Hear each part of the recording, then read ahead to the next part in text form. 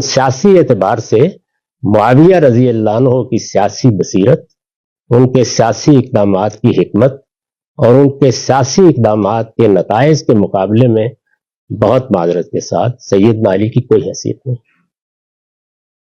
یہ دو بالکل الگ الگ چیزیں اور دونوں کو الگ الگ طریقوں سے دیکھنا چاہیے. جی یہ ایک اور دیوس آ گیا ہے، اس کو دیکھا ہے آپ نے، جو یہ کہہ رہا ہے کہ نعوذ باللہ معاویہ کی سیاست اور سیاسی بصیرت کے مقابلے پہ نعوذ باللہ امام علی کی کوئی حیثیت نہیں، کیونکہ ان کی نظر میں سیاست ایک ایسی کامیابی کا نام ہے کہ جس کے بعد حکومت آپ کو مل جائے، چاہے اس کے لیے آپ کو کوئی بھی فعل حرام کرنا پڑے. یعنی اگر یہ تجزیہ کرے تو یہ کہے گا کہ نمرود زیادہ زیرک سیاستدان تھا حضرت ابراہیم کے مقابلے میں، فرعون زیادہ بابصیرت سیاستدان تھا حضرت موسیٰ کے زمانے میں، کیونکہ وہ ہر وقت ہر زمانے میں ان دو انبیاء کی موجودگی میں صاحب اقتدار رہے، یہاں تک کہ مر گئے لیکن ان انبیاء کو اقتدار نہیں ملا. تو میں اکثر کہا کرتا ہوں کہ جوانی کی غلط کاریاں بڑھاپے میں ذلیل کرواتی ہیں.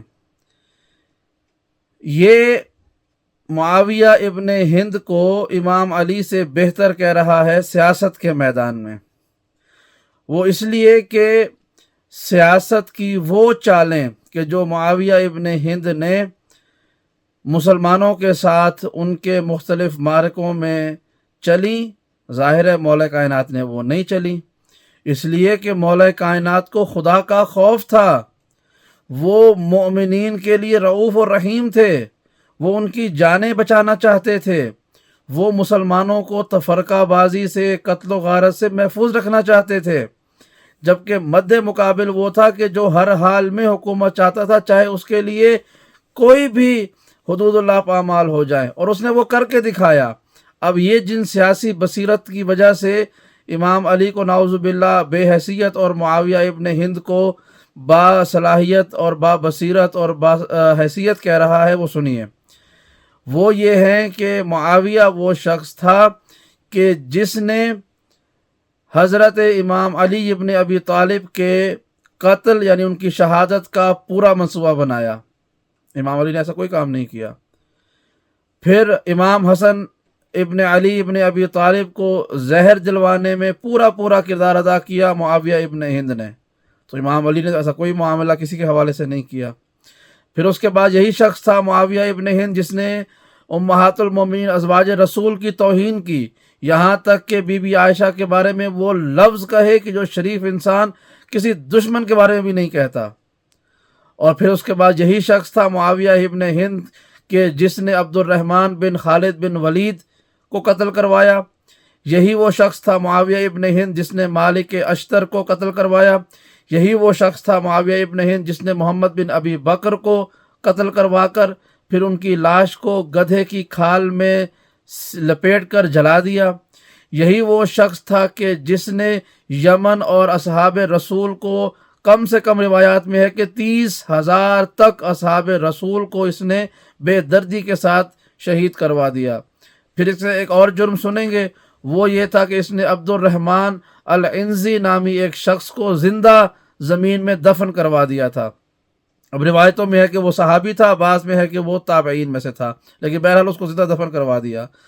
پھر اس کے بعد جناب حجر بن عدی کو اور اس کے علاوہ 20 محبان اہل بیت کو صرف اس جرم میں شہید کروا دیا کہ وہ اس کے ساتھ چلنے کو تیار نہیں تھے، وہ اور علی ابن ابی طالب علیہ السلام کو حیثیت اور فوقیت دیتے تھے. پھر اس کے بعد اور سنیں گے، اس نے جب امام حسن مجتبیٰ کے ساتھ جنگ بندی کا معاہدہ کیا تو اس نے بعد کیا کیا، وہ ان معاہدے کی شرطوں میں سے ایک شرط یہ تھی کہ ممبروں پر علی اور اولاد علی پر سب و شتم بند کرو. تو یعنی یہ وہ شخص تھا کہ جس نے ممبروں پر علی اعلان علی اور اولاد علی علیہ السلام کے بارے میں سب و شتم کیا رواج رکھا، گالیاں دی، الزامات لگائے، ان کے بارے میں غلط زبانیں استعمال کی. یہی وہ شخص تھا کہ جس نے قرآن کے قاریوں اور حفاظ کو بے دردی سے شہید کر دیا. کہ جب کسی نے پوچھا کہ یہ فلاں آیت کس کے بارے میں نازل ہوئی ہے، اور جواب دینے والوں نے کہا کہ ہم نے اللہ کے رسول سے سنا کہ یہ آیت علی ابن ابی طالب کے بارے میں نازل ہوئی ہے یا اہل بیت کے بارے میں نازل ہوئی ہے، کہا کہ اس کو بدلو اور میرے بارے میں کہو، کہا کہ ایسا نہیں ہو سکتا، تو کہا قتل کروا دو اس کو تاکہ یہ بات معروف نہ ہو سکے۔ تاریخ ابن خلدون اٹھائیں، بھرے پڑے ہیں ایسے واقعات۔ یہی وہ شخص تھا کہ جس نے لوگوں کو اس لیے قتل کرانا شروع کر دیا کہ ان کے نام، ان کے عقیدے اہل بیت کے ساتھ مخلص تھے۔ تو اب میں کتنے اور سیاسی نتائج گنواؤں معاویہ ابن ہند کے۔ یہی وہ شخص تھا کہ جس نے ایک اولاد حرام کو اپنا بھائی قرار دیا اس لیے کہ اس کے پاس ریاست تھی، پیسہ تھا۔ یہی وہ شخص تھا کہ جس نے ایک میسون نامی بدکار عورت سے شادی کی اور اس کے بعد یزید جیسا بیٹا پیدا ہوا۔ یہی وہ شخص تھا کہ جس نے یزید جیسے بد کردار بدمعاش شخص کو اپنے بعد مسلمانوں کے سر پہ تھوپا۔ یہی وہ شخص تھا کہ جس نے گلی محلوں میں جا کے کوفے میں، مکے میں، مدینے میں، یہاں وہاں شام وغیرہ میں گھوم پھر کر یزید کے لیے حکومت کے راستے ہموار کیے اور اس کے لیے بیعت لی اور اس کے لیے لوگوں کو خریدا۔ یہاں تک بھی واقعہ ہے کہ لوگ آئے اور جب کہا کہ یزید کو ہم چاہتے ہیں کہ آپ حاکم بنائیں، تو یہ ہنستے ہوئے کہتا تھا بتاؤ تمہارے ایمان کی قیمت کیا لگائی جائے۔ تو میں تو رات تک بیٹھ سکتا ہوں وہ کردار اور اس کے وہ سیاسی بصیرتیں گنواتے ہوئے۔ یہی شخص تھا جس نے صفین کے جنگ میں قرآن نیزوں پہ بلند کروا دیے تھے۔ یہ سیاسی حیثیت ہے، اس نتیجے کی بات کر رہا ہے یہ شخص۔ یہی وہ شخص تھا کہ جس نے نہروان کے خوارج کو اکسایا اور امام برحق کے خلاف جنگ کے لیے اکسایا۔ یہی تھا کہ جس نے عبد الرحمن ابن ملجم کو اکسایا اور مولا کائنات کو سجدے کے عالم میں ضربت لگوائی۔ یہی وہ شخص تھا کہ جس نے جمل میں بھی لوگوں کو تیار کیا، حضرت عائشہ کے ساتھ بھیجا کہ جاؤ اور حضرت علی سے جنگ کرو۔ یعنی یہ شخص جو نسل در نسل دشمنی اسلام اور اہل بیت میں سر سے پاؤں تک ڈوبا ہوا تھا، یہ آج کا نام نہاد ملا بیٹھ کر کہہ رہا ہے کہ اس کی سیاسی بصیرت زیادہ تھی۔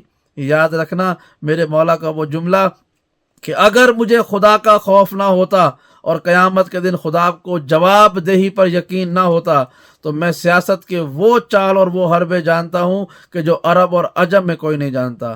لیکن وہ امیر المومنین تھے، وہ امام المتقین ہیں، وہ قیامت تک ہر متقی شخص کے امام ہیں۔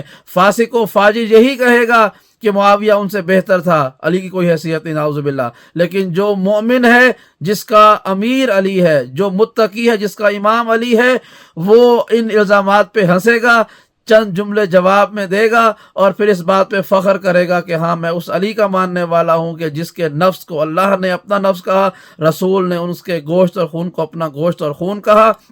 وہ جو اللہ کی توحید کا گواہ ہے، جو رسول کی رسالت کا گواہ ہے، اس سے بہتر شخص کائنات میں رسول اللہ کے بعد نہ اللہ نے پیدا کیا نہ قیامت تک پیدا کرے گا۔ ہندا کی اولاد جیسے لاکھوں کروڑوں آ کر چلے بھی جائیں تو بھی میرے مولا کی نالین سے لپٹی ہوئی گرد کے ایک ذرے سے زیادہ ان کی حیثیت نہیں ہے۔ وہ ذرہ بھی زمین و آسمان سے بہتر ہے، بنی امیہ تو شے ہی کوئی نہیں۔